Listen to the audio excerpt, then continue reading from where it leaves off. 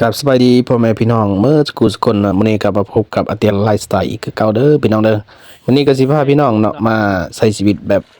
บ้านๆพี่น้องก็มื้อนี้ก็สิมาเก็บมักแตงเก็บผักเก็บหญ้าเนาะหลังจากที่ว่าได้ไปตึกแห่ใส่มองเลยเนาะเอาปลาอยู่ในน่องนั่นแหละพี่น้องส่วนหนึงก็อยู่ไกลกับน้องเนี่ยติดกับน้องนั่นแหละนี่อันนี้เป็นสวนผักเด้อพี่น้องเด้อปลูกกินยามแลงพี่น้องอันนี้คือใส่แบบชีวิตแบบไลฟ์สไตล์อยู่บ้านนอกบ้านนาเนาะก็ใช้ชีวิตไปเรื่อยๆพี่น้องคือว่าบางมื้อก็ถ่ายคลิปบางมื้อก็บ่ได้ถ่ายคลิปพี่น้องและสำหรับคลิปนี้ก็ด้นแล้วพี่น้องบ่ได้ไปถ่ายคลิปยาวๆให้พี่น้องเบิ่งเนาะมื้อนี้ก็เลยมีโอกาสเนาะได้ถ่ายบรรยากาศหอมๆอยู่ตามหัวไร่ปลายนาพี่น้องก็อยู่บ้านของอาเตียนเองนั่นแหละบ่ได้ไปทางใดพี่น้องเอ้ยสำหรับพี่น้องเนาะเห็นคลิปอาเตียนไลฟ์สไตล์เนาะก็สิอย่าลืมเด้อกดไลค์กดแชร์กด Subscribe เพื่อเป็นกำลังใจในการสร้างคลิปต่อไปเนาะบางคลิปอาจจะบ่มีเนื้อหาหยังบางคลิปก็อาจจะแบบใช้ชีวิตแบบบ้านๆพี่น้องบางที่ก็อาจจะไปงานแต่งงานขึ้นเรือนใหม่ใส่เรือนงามหรือว่าไปนำวงดนตรีนั่นแหละพี่น้องเพราะว่าอาเตียนก็มีวงดนตรีชื่อว่าวงเมา3เดือนสะเทือนหัวใจพี่น้องเอ้ยก็มื้อใดบ่ได้ไปก็มาอยู่บ้านนั่นแหละพี่น้องใช้ชีวิตอยู่ไร่อยู่นาก็ตามภาษาเนาะถึงฤดูกาลเฮ็ดไร่เฮ็ดนาก็เฮ็ดนาพี่น้องเอ้ยอันนี้ก็เพราะว่าช่วงนี้มันตกฤดูแล้งเด้ก็บ่ได้ไปทางใดพี่น้องนี่ก็มีน้องสาวมีหลานสาวพี่น้องพากันมาเก็บผักเก็บมะตอกมะแตงหดผักหดหญ้ายามแลงพี่น้องอันนี้ก็แบบก็มีความสุขอีกแบบนึงเลยพี่น้องเอ้ยเป็นคนเฮาเนาะก็ใช้ชีวิตมีพื้นที่ปลูกผักปลูกหญ้ากินพี่น้องเอ้ยปลูกข้าวปลูกน้ำเนาะปลูกกอกปลูกกล้วยอยากหยังกับปลูกกินพี่น้องเอ้ยแบบอันนี้เป็นพืชระยะสั้นเนาะระยะ3เดือนแบบนี้เป็นพวกมักพริกนี่มักแตงแล้วก็ผักส่วนครัวต่างๆเนาะโดยที่เฮาบ่ต้องไปลงตลาดพี่น้องเพราะว่าเฮาก็มีพื้นที่ของเฮาเองเนาะเฮาก็บ่ได้ลงเฮาก็ใส่พื้นที่ของเฮาเองนั่นแหละปลูกมันผีผลิตอาหารก็ว่าได้พี่น้อง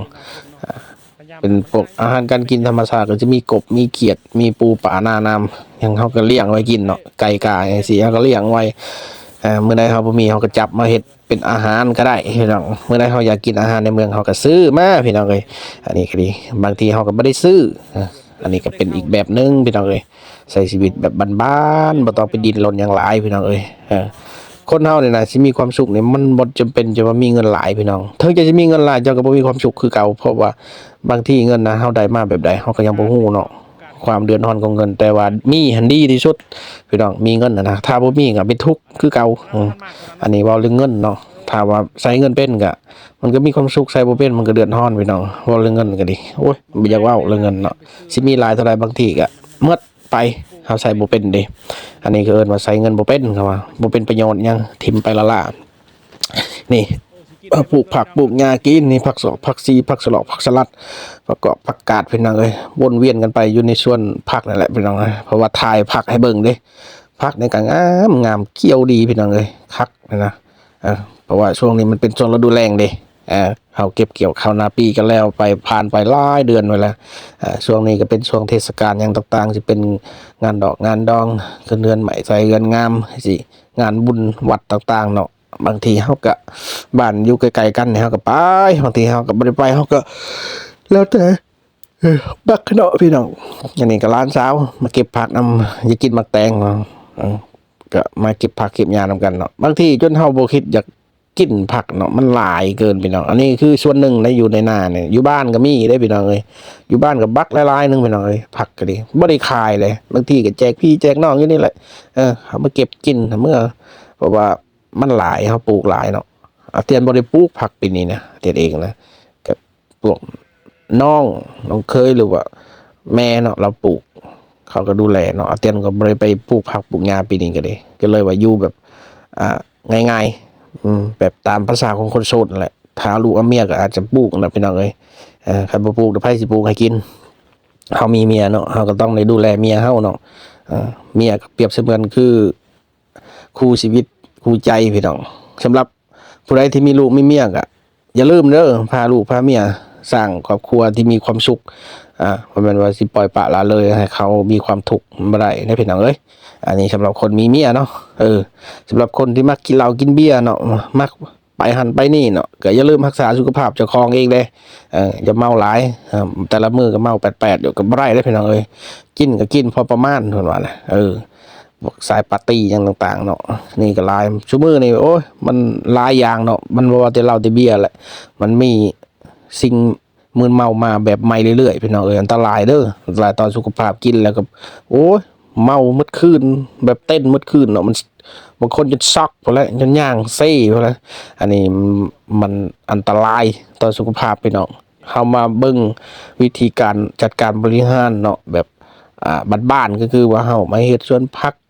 หลังบ้านนี่สิเลี้ยงไก่บ้านนี่สิเลี้ยงงัวเลี้ยงแพะเลี้ยงหยังก็ว่ากันไปพี่น้องเอ้ยใช้ชีวิตแบบไลฟ์สไตล์เนาะก็มีความสุขคือกันพี่น้องเอ้ยเฮาก็ดีเฮาบ่จำเป็นว่าต้องมีอาชีพที่ดีต้องมีเงินมีคำหลายจึงสิอยู่รอดปลอดภัยมีเงินก็ดีคันเฮามีนะพี่น้องถ้าเฮามีก็ดีเนาะคือเฮาก็แลกอะไรคันสิได้เงินกันต้องแลกด้วยเหือด้วยแห้งแลกด้วยสติปัญญาแลกทุกอย่างเพราะว่าเงินมันบ่แม่นบ่มีไผเป็นเจ้าของแล้วก็บ่มีไผที่มาครอบครองมันได้เนาะก็คือมีมาแล้วก็ต้องมีไปเงินเนาะเฮาใช้แล้วมันก็หมดไปถ้าเฮาสิจ้องไว้ก็จ้องไว้พอเท่านั้นแหละมันก็บ่ได้มีหยังก็คือมีเฮาก็ต้องได้จ่ายนะพี่น้องอันนี้เว้าเรื่องเงินเนาะอันนี้ก็ดีใช้ชีวิตแบบอันนั้นเรียบง่ายแต่ถ้าเป็นทรัพย์สมบัติเด้เป็นทรัพย์สมบัติของเฮาก็ว่ามันก็สิอยู่นำเฮาตลอดไปหรือมันสิอยู่หรือบ่อยู่ก็เฮาก็บ่จักเนาะอันนี้ก็ดีพวกไก่กาหน้าบ้านพวกแบ้จังซี่เนาะเป็นพื้นที่ดินนี่สิบ่อนที่ทำกินทำผลิตเกิดผลิตผลไม้ปลูกต้นไม้สิปลูกต้นม่วงต้นมะขามต้นมะพร้าวมะพร้าวจังซี่มันก็เป็นของเฮาเองนั่นแหละทุกอย่างเนาะคือเฮาสร้างขึ้นมาเนาะก็คือว่าเฮาก็เป็นคนหนึงที่ว่าอยากพัฒนาตัวเองนะพี่น้องถ้าพี่น้องเห็นเนาะอยากพัฒนาเนาะตัวเองก็ต้องได้เริ่มต้นจากศูนย์พี่น้องบ่จำเป็นว่าต้องมาเริ่มที่ว่านับหนึ่งไปเนาะเพราะว่าเฮามันเริ่มจากศูนย์อยู่แล้วเนาะบางคนก็บ่มีพื้นฐานในการเฮ็ดไร่เฮ็ดนาบางคนก็บ่มีพื้นฐานเฮ็ดการเกษตรเกษตรผสมผสานเนาะมันก็ลำบากแน่นึงเนาะบางคนก็บ่มีพื้นฐานนึงแต่ว่าอยากเฮ็ดเนาะบางคนมีพื้นฐานแต่ว่าเงินบ่หลายจังซี่ก็มีเนาะอันนี้ก็มันเป็นอีกแบบนึงนะพี่น้องเนาะสำหรับคนที่ว่าเคยเฮ็ดการเกษตรเฮ็ดไร่เฮ็ดนานี่เว้าเรื่องคนเรียนจบปริญญาตรีมานี่ปริญญาโทปริญญามันสู้คนที่ว่าเฮ็ดไร่เฮ็ดนาประจำบ่ได้เลยเอาความจริงอันนี้เลยคือข้อยเองนี่ก็เรียนจบมากอะมาอยู่บ้านเกิดนี่นะสู้เขาบ่ได้อีหลีเด้อพี่น้องเขาในเฮ็ดนาประจำนี่เขาฮู้ว่าจุดนี้เป็นแบบนี้จุดนี้เป็นแบบนี้คือกันกับเฮาเรียนนะบทเรียนแต่ละบทนี่เฮาก็บางทีก็จื้อบางทีก็บ่จื้อนะเขาก็สิไปเฮ็ดคอมพิวเตอร์กับเฮาก็บ่ได้เนาะเฮาสิไปเฮาก็ต้องเรียนรู้ในการเฮ็ดเฮ็ดนาเนาะแต่ละปีเนาะมันก็มีทักษะของมันบางคนว่าเฮ็ดนามันง่ายๆมันบ่ได้ง่ายคือคิดเด้อพี่น้องเด้ออันนี้ก็ฝากไว้เด้อพี่น้องเด้อสำหรับคลิปนี้ก็ขอลาคำเว้าคำจาเนาะนำพี่นำน้องเฮาเด้อบ่อยากจากไปเวลานั้นพัดด่วนมาบ่อยากจากลาเวลานั้นพัดมาไล่พี่น้องเอ้ยเอาฝากไว้เด้อกดไลค์กดแชร์กดติดตามให้แน่เพื่อเป็นกำลังใจให้กับช่องอาเตียนไลฟ์สไตล์ขอขอบใจ